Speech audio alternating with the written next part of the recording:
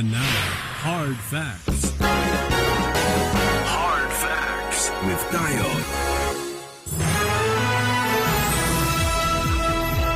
Welcome back.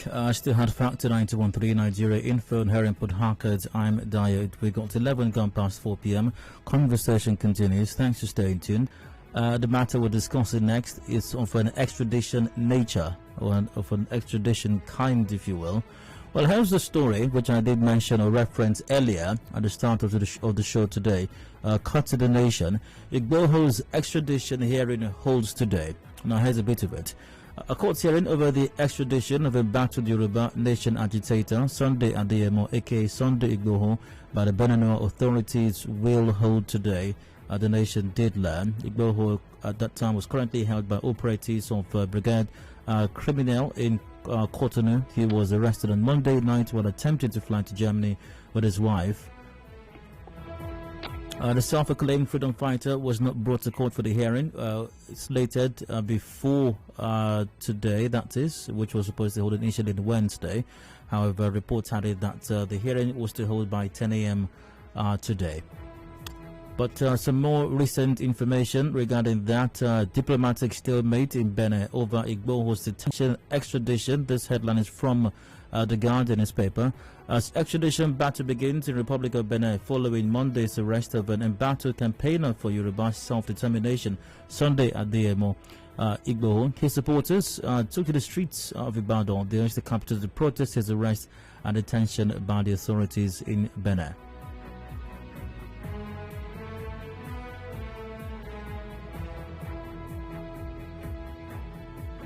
Well, not exactly anything more recent now, is it?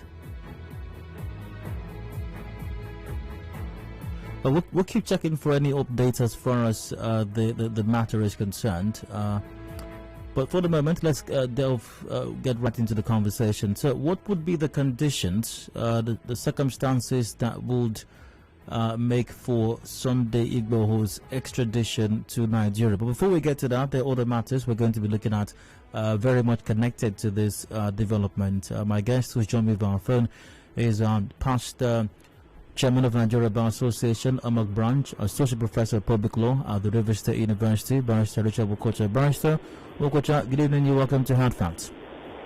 Good evening, everyone. Good evening, Nigerian. Let's start with the word or the concept extradition. What exactly is that? The concept of extradition is a concept that describes the extracting of a person from where he is at the moment that the question arises to another state, another sovereign state where he is needed, usually for criminal prosecution, where he is to answer for a crime that is alleged to have committed in such other country. So it could be somebody in any country wanted in his own country or in another country that is not his own, where he has committed an offense and where he is referred for prosecution. So it's an international concept that involves the transfer of a wanted person in one state, a fugitive from one state where he is, or one sovereign state where he is, to another sovereign state, that's another country. Why is the process of okay, two questions here. Can you describe the process of extradition? How does it work? I confess it does sound like something complex. And then the second part of the question, why is extradition, this process, required? If someone has committed an offense in one country and someone found their way to another country, why don't they just go there and pick the person up and come back home? So what is the process? What does the process entail? And why do countries require this process to bring back to their country a person who may have flouted the law in some way? Let's begin with the second part of why countries require a process to extract a wanted person from another country, because that relates to the first question you asked before we talk about the process. Now, the simple reason is that every country, properly so-called, is a sovereign state that has control over its environment and territory. So you cannot enter the territory of another country except with proper papers and for proper reasons. So that you cannot, in exercise of your own coercive powers in your own sovereign state, trespass into the territory of another country to go and extract a person that is declared wanted in your own state. That will be committing an infraction under international law, and that could lead and degenerate to anything, including a war. And so the proper civilized behavior is to apply to that country to have that person arrested and transferred back to you for the purposes for which you want him, which must usually be criminal offense which you have committed and in respect of which you want him to stand trial. Now the process is about fourfold. First, you contact the Internal Relations Department of that state, and then they have to make a preliminary finding or determination that the subject of your contact is extraditable. In other words, it's a person that can be extradited, and in circumstances in which this extradition can be permitted. The third is making the proper request to ask for either his arrest before you now talk of submitting documents and the rest of them for purposes of having him transferred to your own country. So this usually involves two departments of the country of contact. They have to make a political decision, which is an executive action, and then there has to be the extraditability part of it, which has to be determined by a court. So a court has to establish that yes, this circumstance falls within the circumstance under which extradition can happen. Generally, extradition happens between countries that have extradition treaties, bilateral agreements by which they undertake to do that for each other. But extradition requests can also be made even in a country that you do not have extradition request, extradition treaty with, and in proper circumstances they can still grant. And so, those are the processes, the first steps that are taken. The court has to establish that it's an extraditable situation, and that the fugitive is an extraditable fugitive before such person can be, before the executive action can follow of arresting the person and or transferring the person if he has already been arrested and held in custody. You described that countries have what you termed, what is termed extradition treaties. Precisely. Now, it's also happened severally that when individuals have committed a crime or are believed to have committed a crime in some country, they escape from that country to another country that does not have an extradition treaty with the country in which they are allegedly committed a crime in. Now, to escape the arm of the law in that country, when they go to such a country that does not have an extradition treaty with the country they're coming from, are they 100% safe in that country, immune from any kind of legal process from the country they've escaped from? Not really. The existence of a treaty makes the process easier, but it is still possible to a state to make a request of another state which it does not have a treaty. How that state treats its state request is a different question, but you can be sure that where there is a treaty, the process will be fairly well established, and it will be a little easier for the requesting state to get what is requesting, which is compliance with the already existing agreement. In the absence of such agreement, I'm sure they will have to do a little more, go a little extra mile to convince that other country, the country agrees. Mind you that there are things that they have to prove before the country can agree. You don't just request and the country grants it. Nearly among all nations of the world, two kinds of situations are excluded. If the person is a political fugitive, wants a political offense, that country is likely to refuse such a request. And if it's also a circumstance where that country, for example, has laws against what you call it, capital punishment.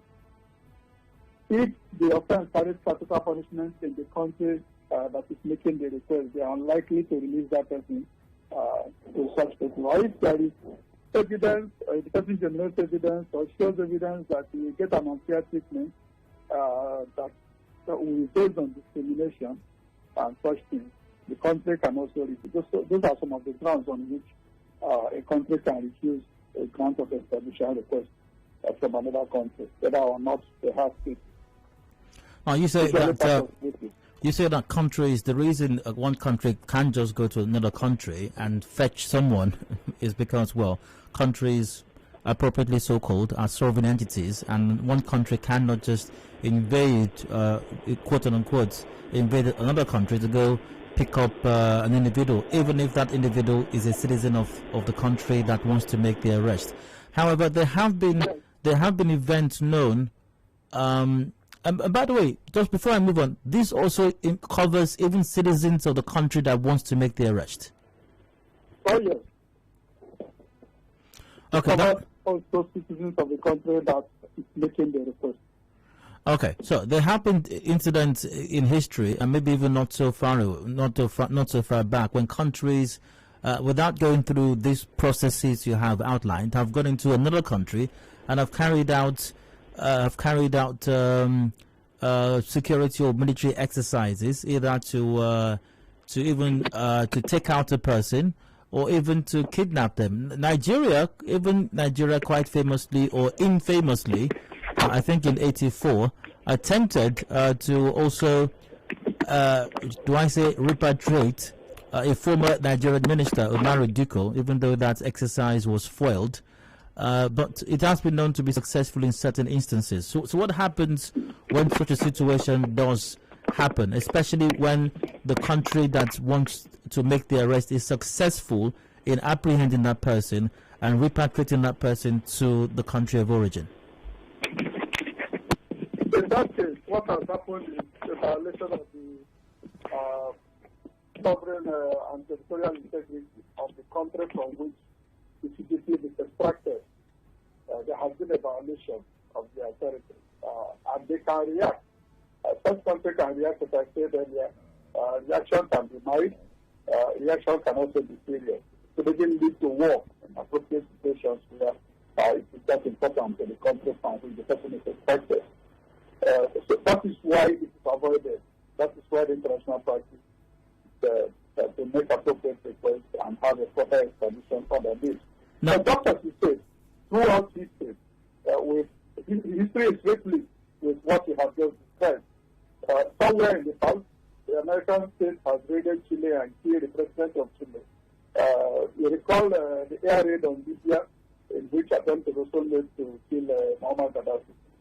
The state house was bombed, but in that case, he escaped.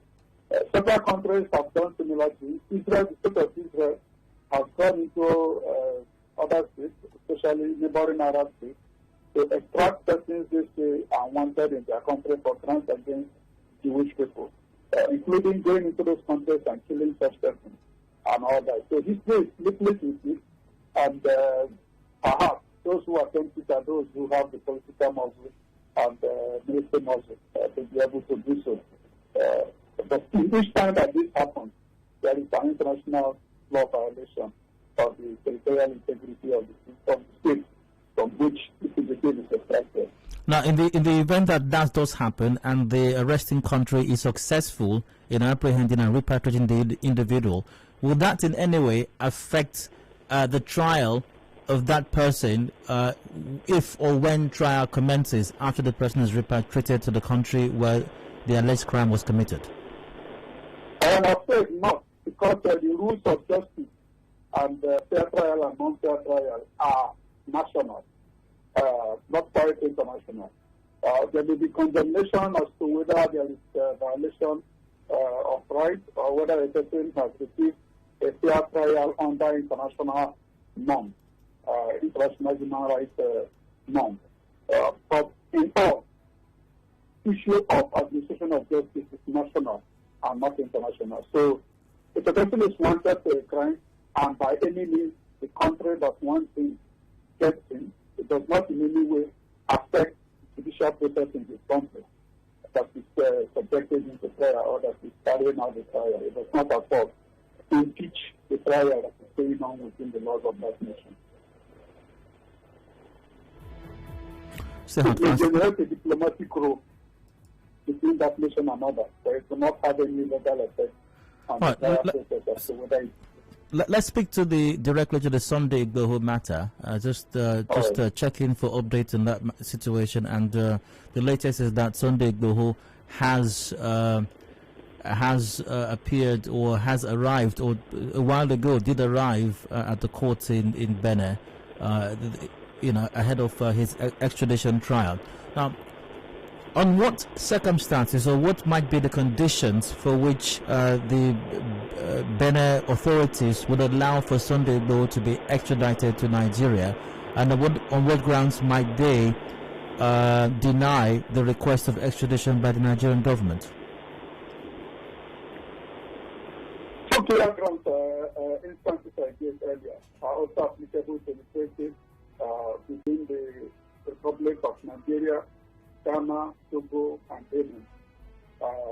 Those two grounds are that the political fugitives will not be extradited. So, if a person is wanted by any of the member states of that country, and it is wanted a political offense, such person will not be extradited, will not be released for extradition. The cases makes that clear. And it also mentions the fact where if a person that is to be extradited is to face an unfair trial arising from discrimination and such situations, or undue delay in the course of the trial, that it should not be released. So the particular treaty in the text, which is 1984 treaty, extradition treaty between Nigeria and these three other nations, makes that exception. The question will become whether the offense for which he is wanted is criminal or political. As his lawyer has argued, the publication that is viral, if you consider also the provisions of Article 12 of the African Charter, which guarantees asylum, and in particular Article 20, which guarantees to all peoples the right to self-determination, makes it an inalienable right of all peoples, including the right to pursue their liberation from any form of subjugation, whether international or national, any form of oppression. It characterizes that as a political right, as an inalienable political right, equivalent of what we will call a fundamental human right. The African Charter of Human and People's Rights, of which both Nigeria and Benin are signatories, says that in Article 20. So I think the situation will very likely clearly pass out as one in which it is wanted a political offense, and where what we have tried to do in Nigeria is under the African Charter Act, which states so obedience or so applicability. What we have done is a political right, and it is wanted therefore for that political activity, which is clearly constitutes political offense under the extradition treaty between Nigeria and the Republic. So it's unlikely. It falls clearly within that exception of political offense. The person didn't want a political offense. If the Republic of Benin authorities were not just simply going to hand him over to the Nigerian government, why arrest him then? Because he wasn't arrested by Nigerian police or by Nigerian authorities in Benin Republic. He was arrested by Benin's security, by Benin's police. So, what's the point of arresting him if you're not going to simply hand him over? For the issue of arrest, yes, arrest can be made. One proper request has been made. But such arrest, which follows the international police standards, where appropriate requests are issued, such arrest will be subject to determination of extraditability before extradition can take place. So if appropriate requests have been made, yes, arrest can be made. But for the arresting state to be able to extradite, they have to determine that this is an extendable situation, or that the scenario they are dealing with is an extendable scenario. That the judicial system will have to make that determination before the executive action of transferring the person to the country that wants it. It is Hard Factor 91.3 Nigeria Info here in Port Harcourt. We'll take a quick break. We'll return shortly. Conversation will continue. Please stay with us.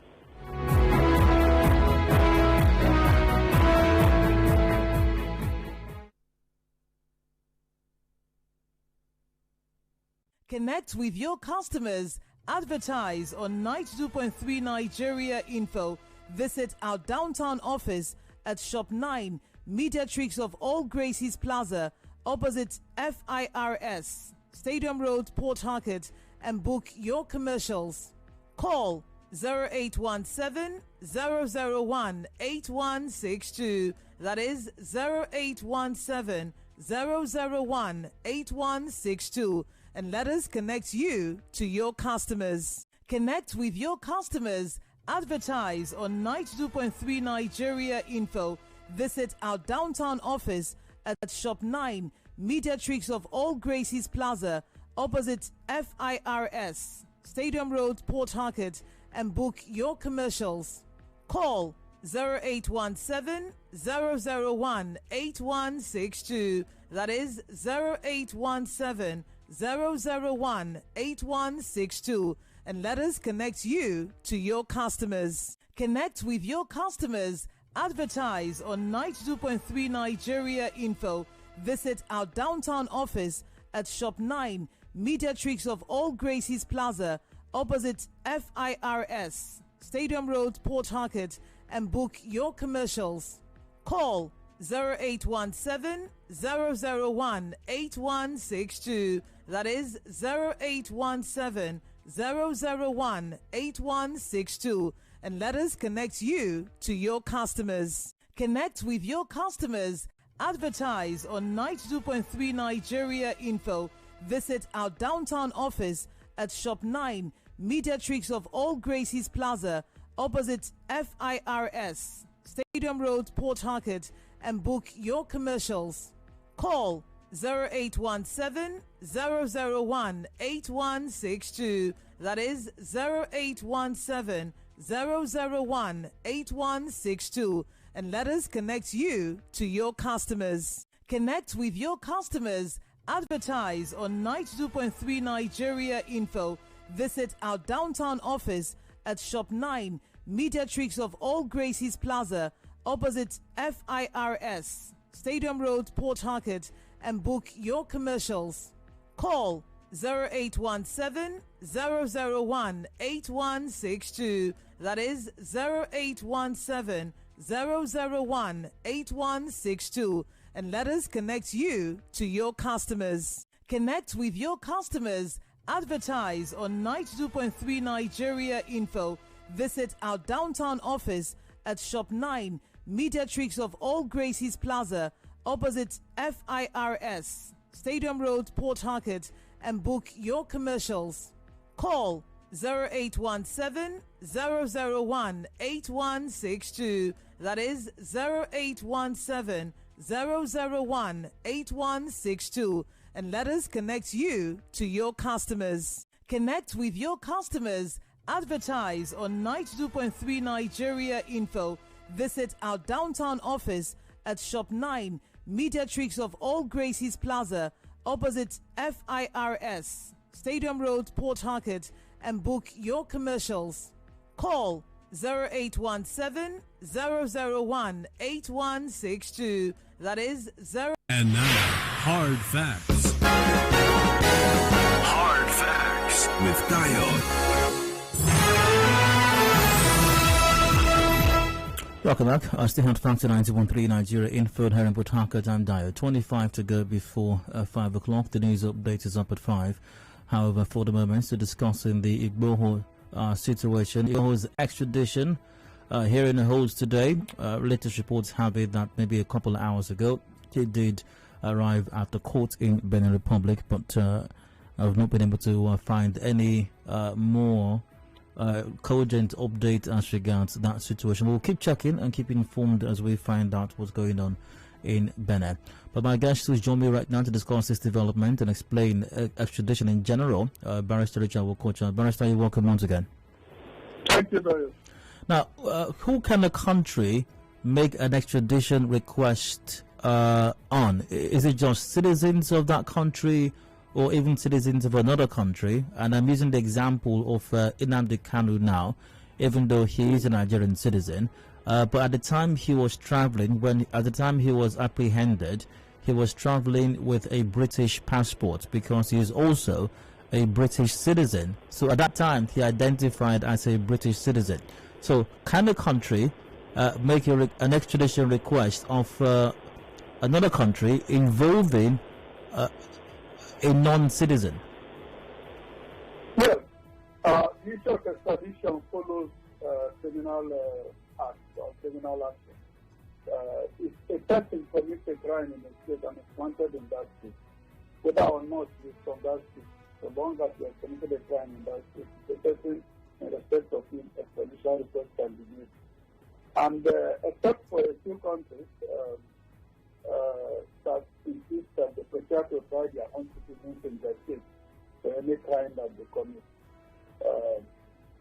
Except in those two circumstances, the fact that the resources citizen elsewhere will not make a difference, especially if the offense is committed in another state. And you take the example you have given. He committed the alleged offense in his own state, where he is a citizen by birth, and he is also a citizen by birth of another country. And for that reason, he is also a citizen in that country. But the fact that he is a citizen here does not disqualify the fact that he is a citizen in the other state in which he is wanted. So I think it will make little or no difference. The fact that he is also a citizen of another country, considering that he is a citizen in the state in which he is a person. The lines are open now. Join the conversation 0817 923 0002 or 0003, also 0817 923 0007. We're live on facebook.com/Nigerian for PH. WhatsApp is on 0809 030 6416. Do join the conversation. We'll get to your comments or questions in a moment. Barrister, let's go back to still with the matter of the scenario with Nnamdi Kanu. As is happening with Sunday Igboho now, we're hearing about an extradition process. We're hearing about a trial in court. But with Nnamdi Kanu, there was no such report. All the country, or anyone heard for that matter, was he had been apprehended, he was in the country, and then he'd been arraigned. In fact, he was in the country at least a day or two before everyone else found out that he was in the country. No report of any extradition process. What's the implication of that? Or what might that mean? But before you answer that, Barrister, just a moment. I'd like to take a call from Chris from Artillery. Chris, you're welcome. Please go on.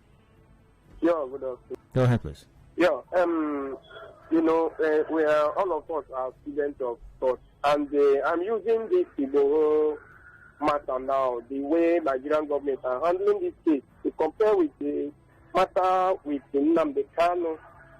I see something I don't really like. Nigerian government is like the way they are treating Nnamdi Kanu matter. It's not how it's supposed to be. I don't like the type of hatred they are using against Nnamdi Kanu. Why can't they follow this process? Now that case, the way I'm seeing that case, it looks as if that case now, maybe many people will run away from that case, that Nnamdi Kanu case. Because run away from the case for what? For what reason? Run away from the case. Can you hear me? All right. Okay, I think. Hello, Barrister. Yeah. Okay, so I asked you a question earlier on. I'd like you to respond to that, please. And that has to do with, in the case of Nnamdi Kanu, there was no report of any process, any extradition process, or whether or not the Nigerian government sent any extradition request, or whether there was any trial to determine the outcome of that process. So what's the implication of that? Now, the implication is that if at the end of the day it established that there was no collusion from the state, the sovereign state from which it was extracted, it will mean that the Nigerian government violated the territorial integrity of that state. I think all rumors, all kinds of rumors, I don't know if it's confirmed now, is that he was taken from the state of Kenya. Now, if that is the truth, it will mean that Nigerian security operatives violated the territorial integrity of the Kenyan state. And the Kenyan state can quarrel with Nigeria over that. What will have happened is that compared to this one, probably learning from the experience of the Nnamdi Kanu case, the people around this particular fugitive, they have taken steps to ensure that they cannot be quietly taken and secreted away from the country. If, for instance, the police was arrested in Kenya, was alerted in Kenya, and they were not in collusion, necessarily they will step in and confine him, and the normal process will have to take place.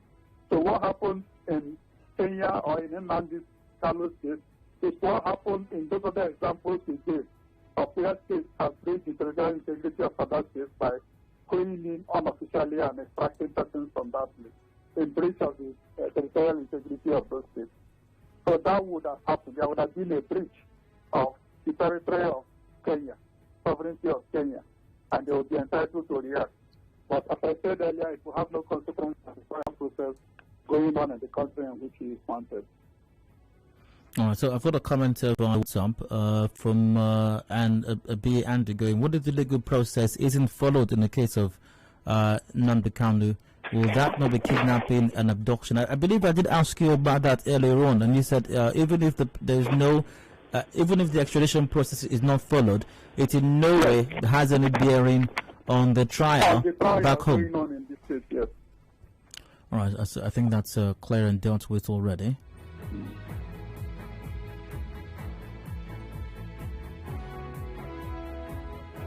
Now, also in the case of Nnamdi Kanu, recently it was reported that the UK is requesting the Nigerian government to explain how he was repatriated. Does the Nigerian government or any other government for that matter have to explain to another country how they were able to repatriate a wanted fellow? But before we respond to that, I'd like to take Sunday from Onelgan, I think. Sunday, you're welcome. Please go on.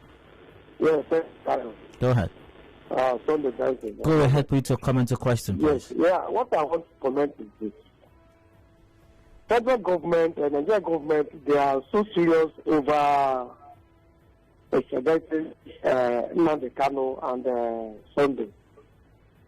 If they are putting much effort on to apprehend all these people, all those freedom fighters, leaders. Now, why can't they use the same effort to apprehend those people that are causing problems? They are having kidnapping all over Nigeria. Boko Haram is there. All these people, every problem that is happening within Nigeria, are they not aware of it? Yeah? They will be the things they're supposed to do and start going after innocent people that at least protest is not a crime in any country. Protest is allowed. So the federal government should stop chasing shadow and they do the needful. Thank you. Sunday. All right. So, Minister, the question I asked you earlier, does the Nigerian state or any other state for that matter have to explain to another country how they were able to repatriate some fellow from wherever to their country to answer for alleged crimes committed? You know, a country owes its citizens protection. So a country whose citizen is adversely treated anywhere can protest. As we have seen in the case here, the Nigerian state protested over treatment of Nigerians in South Africa during specific attack. Yes. Can you hear me? I can hear you now. Go ahead. Good. So you have that instance where the Nigerian state protested. Any country can protest over poor treatment of its citizens elsewhere. So yes, that is possible. But the third ground on which I don't know anything about the reality of the stories about Britain requesting explanation and all that. But the third ground on which Britain will make that request is a ground on which Nigeria can also react. Because, as I said, he's a citizen by birth. of Nigeria. So it's not like it's a citizen of Britain that is a traveler to Nigeria and Nigeria, his host country, misbehaved or mistreated him, and they want their citizen to receive a fair treatment or to be returned to answer any question in their own place. The same right they have is the right Nigeria has in this case. He is citizen by birth in both countries. All right, lines are still open, by the way. Once again, 0817 923 0002, 0817 923 0003, and 0817 923 0007. WhatsApp on 0809 030 6416. Now, via WhatsApp, Wake Odenake asks, what happens if the Benin Republic Court decides not to release Mr. Sunday to the Nigerian government for trial?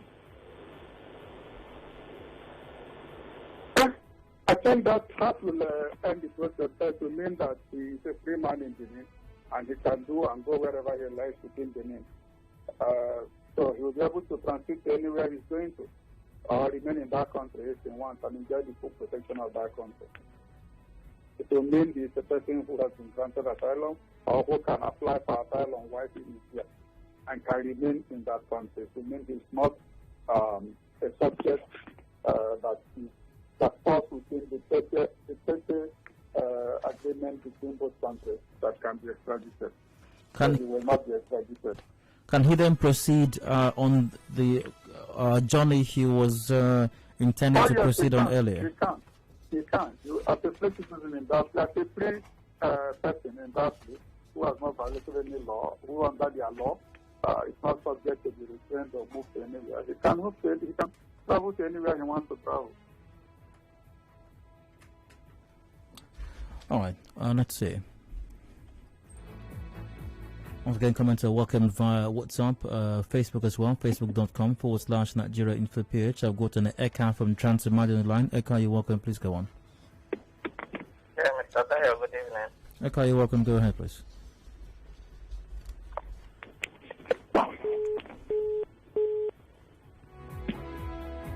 My name is Chief.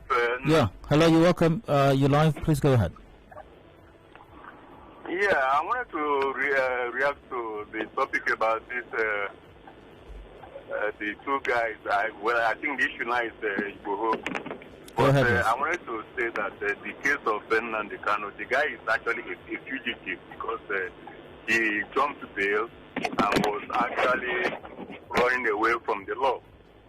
So the man who used to help was your guest there. I'm sure he's well aware of that.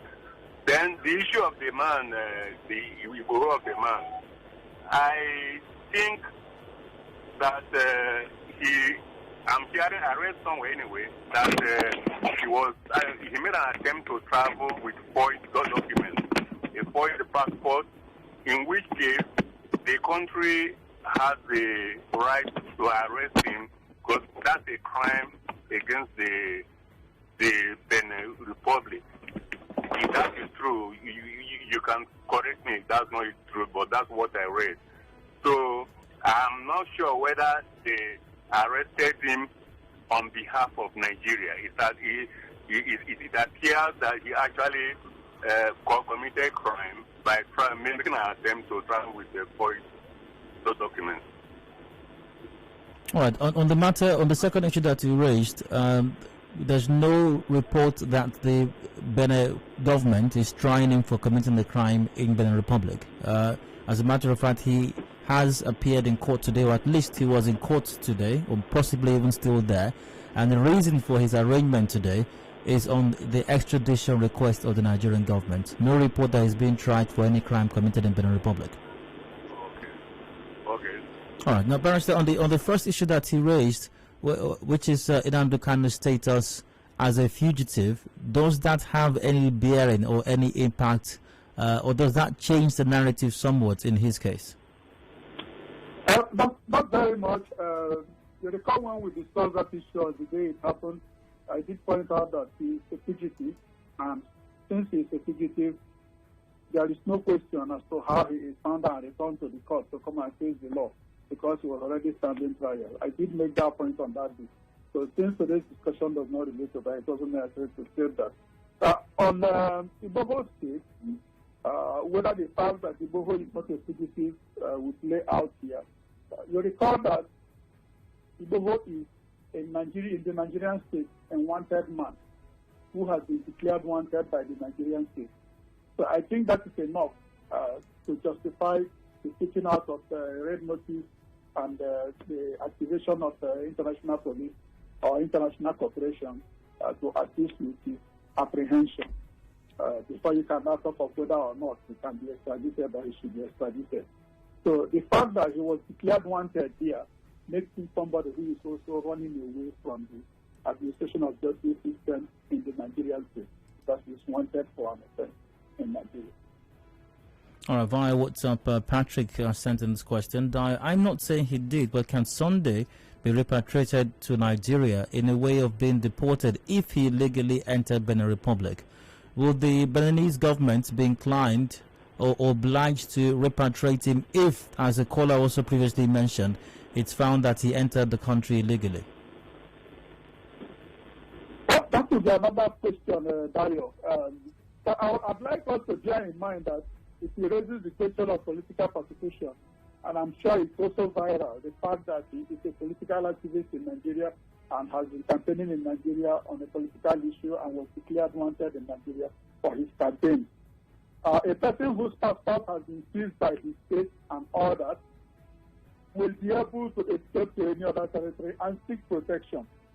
So despite the fact that he did not have his passport with him, the reason for his not having his passport will not be a difficult one to explain, and it's already one which may be known to the public officially. So it will not rob him of the undertaking of all nations to protect and preserve humanity by protecting the rights of individuals, including those who are on the run from political persecution. A person on the run from political persecution will not be expected to have his passport and all that. They will most likely have been affected by the political persecution from which he is running. So that will not make it any offense of consequence. Got another question here. Can extradition court judgment be appealed, or is it a one-off trial? So, in most states of the world, it's subject to appeal up to the last court. Pardon me? In most states of the world, it is a subject of appeal. Okay. Up to the last court of the judicial system of that country, of the host country. All right, so Barrister, finally, I'd like to ask your thoughts on this. Maybe requesting that you stick your neck out, if you will. How do you think the Sunday Igboho case will end? I think Sunday Igboho has a good case. I think they can establish that he is a political fugitive. That is already pretty much known to the viral world, international community. It's already pretty well known around. So it won't be difficult to establish that. They may even be able to establish additionally that he will face discrimination in treatment in the trial process. And they will be able to give one or two instances of how the Nigerian state has acted that will establish or justify that claim or that impression that he will not have a fair treatment if it's released to the Nigerian state. I think it's a very good case where I see the Benin state being in difficulty with being able to extradite him in view of the fact that they have also undertaken under the African Charter on Human and People's Rights to protect the rights of all citizens to seek self-determination. Right, so Wokocha, we'll have to wrap it up on that note. Many thanks for your time. Always a pleasure, Barry. My guest has been Barrister Ritchard Wokocha, past chairman of Nigeria Bar Association Assoc branch. He's also an associate professor of public law at the Rivers State University. Once again, Barrister, great talking with you. Thank you, Barry. Always a pleasure. We've got the news update coming up top of the hour at 5 o'clock, after which I will return. The conversation will continue, and the matter that we're discussing next. Story cut to the Vanguard newspaper. You might find versions in other dailies also. Mass failure in 2021 UTME. Stakeholders jam trade blames. Who or what would you suppose is responsible for this mass failure? When I return, do please stay with us.